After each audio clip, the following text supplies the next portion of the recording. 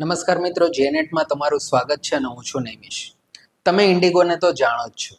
ભારતની સૌથી મોટી એરલાઇન છે, જેણે કરોડો ભારતીયોને પહેલીવાર આકાશમાં ઉડવાનું સપનું પૂરું કરાવ્યું.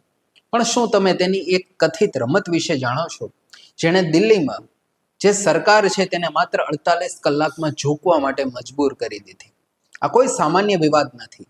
આ એક એવી ઘટના હતી કે જેને ઘણા વિશ્લેષકોએ એક સુનિયોજિત બ્લેકમેલ ગેમ કહી, જેણે દેશની હવાઈ મુસાફરીને લગભગ બંધક બનાવી દીધી. અને આજે હું તમને તેની સંપૂર્ણ વાત કહીશ. આ વાત છે કે કેવી રીતે ભારતની સૌથી મોટી એરલાઇન પોતાના નફા માટે હજારો ફ્લાઇટ્સ રદ કરાવીને સરકારને શરણાગતિ સ્વીકારવા મજબૂર કરાવે છે. તો આ વાતની શરૂઆત થાય છે ઇન્ડિગોના જબરજસ્ત વર્ચસ્વથી. 2006માં શરૂ થયેલી આ એરલાઇને ભારતીય ઉડ્ડયન બજારનો ચહેરો બદલી નાખ્યો. ઓછી કિંમતની ટિકિટો અને સમયસરની ફ્લાઇટના વચને તેને સામાન્ય માણસની પસંદગી બનાવી દીધી. જોતજોતામાં જ કિંગફિશર, જેટ એરવેઝ અને ગો એર જેવી મોટી મોટી કંપનીઓ બજારમાંથી ક્યારે નીકળી ગઈ એ ખબર જ ના પડી અને ઇન્ડિગો આકાશનો રાજા બની ગયો. 2025 સુધીમાં ભારતમાં ઘરેલું હવાઈ મુસાફરી બજારમાં લગભગ 60થી 65% હિસ્સા પર ઇન્ડિગોનો કબજો હતો. આ વર્ચસ્વ એટલું મોટું હતું કે ઇન્ડિગોની એક નાની સમસ્યા પણ આખા દેશને હવાઈ મુસાફરી ઠપ કરાવી શકતી હતી. અને ડિસેમ્બર 2025માં બરાબર આવું જ થયું. આ સંઘર્ષના મૂળમાં એક સારો એવો ઉદ્દેશ્ય હતો: મુસાફરોની સુરક્ષા. વર્ષોથી ભારતમાં પાયલટનો થાક એક મોટી ચિંતાનો વિષય બન્યો છે. લાંબા સમય સુધી કામ કરવું, ઓછો આરામ અને સતત રાત્રિની ફ્લાઇટ્સ, આ બધું પાયલટની નિર્ણય શક્તિ પર અસર કરી શકે છે, જે એક ભયંકર અકસ્માતને નોતરી શકે છે.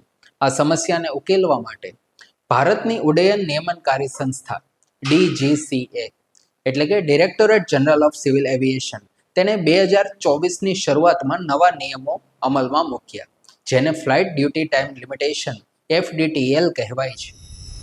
હવે આ નવા નિયમોનો સાર એકદમ સ્પષ્ટ હતો. પાયલટ્સ માટે સાપ્તાહિક આરામનો સમય 36 કલાકથી વધારીને સળંગ 48 કલાક કરવામાં આવે. રાત્રિની વ્યાખ્યા એને લંબાવવામાં આવે. મધ્યરાત્રિથી સવારે 5 વાગ્યાને બદલે સવારે 6 વાગ્યા સુધીની, જેનો અર્થ એ થાય છે કે વધુ ફ્લાઇટ્સ રાત્રિની શ્રેણીમાં ગણાશે. અને સૌથી મોટો ફેરફાર, એવું કહેવાયું કે એક પાયલટ હવે અઠવાડિયામાં 6 રાત્રિ લેન્ડિંગને બદલે માત્ર 2 જ રાત્રિ લેન્ડિંગ કરી શકશે. આ નિયમોનો હેતુ એ પાયલટ્સને વધુ આરામ આપવાનો અને હવાઈ મુસાફરીને વધુ સુરક્ષિત બનાવવાનો હતો. ટાટા ગ્રુપની એર ઇન્ડિયા એના જેવી અન્ય એરલાઇન્સે આ નિયમોનું પાલન કરવા માટે તૈયારી બતાવી, પણ ઇન્ડિગો માટે આ નિયમ એક પડકારરૂપ હતો. કઈ રીતે? ચાલો જાણીએ. ઇન્ડિગોનું બિઝનેસ મોડલ હાઈ યુટિલાઇઝેશન પર ચાલે છે, એટલે કે ઓછામાં ઓછા સ્ટાફ સાથે વિમાનો અને ક્રૂને વધુમાં વધુ કલાકો સુધી ઉડાડવા. આનાથી તેમનો ખર્ચ ઓછો રહેતો અને નફો વધુ થતો હતો. પરંતુ નવા FDTL નિયમો સીધા આ મોડેલ પર પ્રહાર કરતા હતા.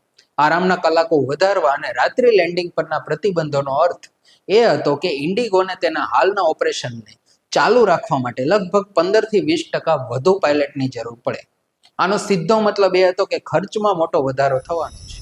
હવે ઇન્ડિગો અને અન્ય એરલાઇન્સે સરકાર પાસે આ નિયમો લાગુ કરવા માટે થોડો સમય માંગ્યો.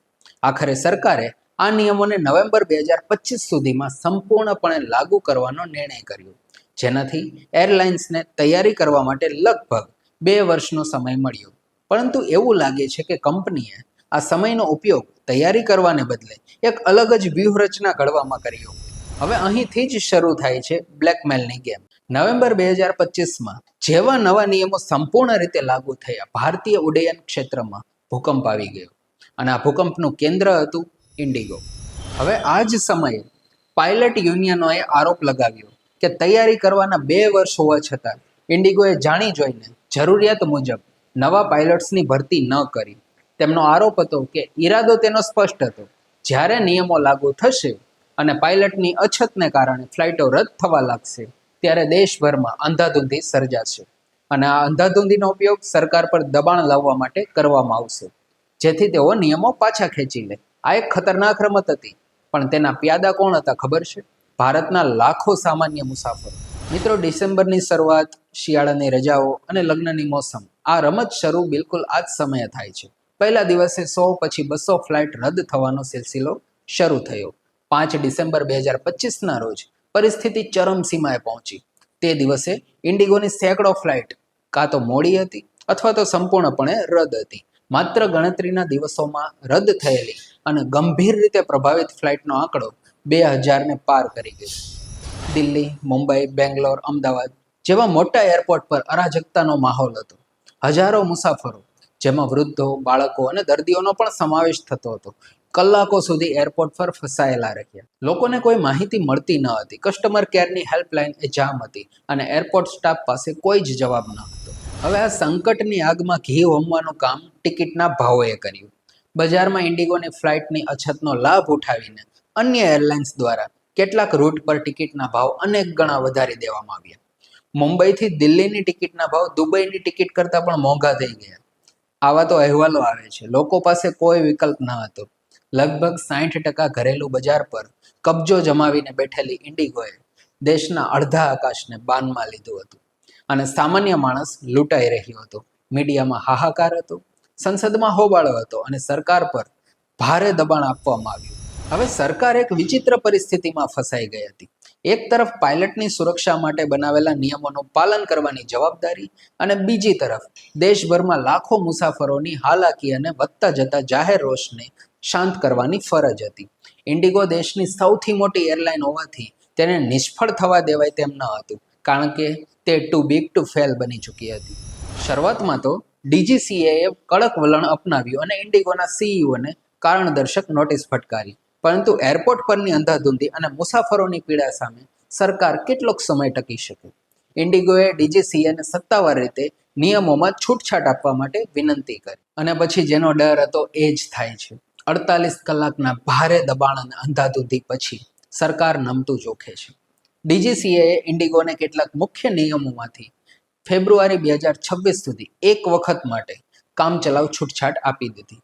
જે કડક નિયમોને કારણે આ બધું થયું હતું, તેમાંથી કેટલાક સૌથી મહત્વના નિયમો ઇન્ડિગો માટે અસ્થાયી રૂપે સ્થગિત કરી દેવામાં આવ્યા. ઉદાહરણ તરીકે, રાત્રિ લેન્ડિંગની મર્યાદા ફરીથી વધારવામાં આવી અને આરામના કલાકોના નિયમોમાં પણ છૂટછાટ આપવામાં આવી. હવે આ નિર્ણયની જાહેરાત થતાં પાયલટ યુનિયનોએ તેનો સખત વિરોધ કર્યો. તેમણે આરોપ લગાવ્યો કે ઇન્ડિગોએ જાણી જોઈને આ સંકટ ઊભું કર્યું હતું અને સરકારને બ્લેકમેલ કરી હતી. આ નિર્ણયે એક ખતરનાક દાખલો બેસાડ્યો કે શું એક શક્તિશાળી ખાનગી કંપની પોતાની માંગણીઓ પૂરી કરવા માટે આખા દેશને બંધક બનાવી શકે છે અને સરકારને ઝૂકવા માટે મજબૂર કરી શકે છે. કેટલાક લોકોએ સરકારના આ નિર્ણયને જાહેર હિતમાં લેવાયેલો વ્યવહારુ નિર્ણય ગણાવ્યો. કારણ સાફ હતું, તેનાથી લાખો મુસાફરોને તાત્કાલિક રાહત મળી. પરંતુ ઘણા વિશ્લેષકો માને છે કે આ સુરક્ષાના નિયમો શાસન અને સ્પર્ધાત્મક બજારની હાર હતી. મિત્રો, આ આખી ઘટનાનો સાર એક એરલાઇન જેની પાસે તૈયારી કરવા માટે લગભગ 2 વર્ષ હતા, તેણે નવા સુરક્ષા નિયમોનું પાલન કરવા માટે પૂરતી તૈયારી ન કરી હોવાના આરોપોનો સામનો કરવો પડ્યો.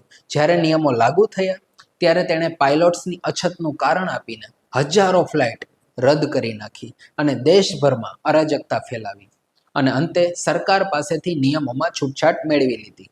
ઇન્ડિગોની રમત સફળ રહી હોય તેવું લાગ્યું. પરંતુ મિત્રો, આ ઇન્ડિગોની જ વાત નથી. આ ભારતીય અર્થતંત્રમાં અમુક ક્ષેત્રોમાં વધી રહેલા એકાધિકાર અથવા અલ્પજન હસ્તકના ભય તરફ ઇશારો કરે છે.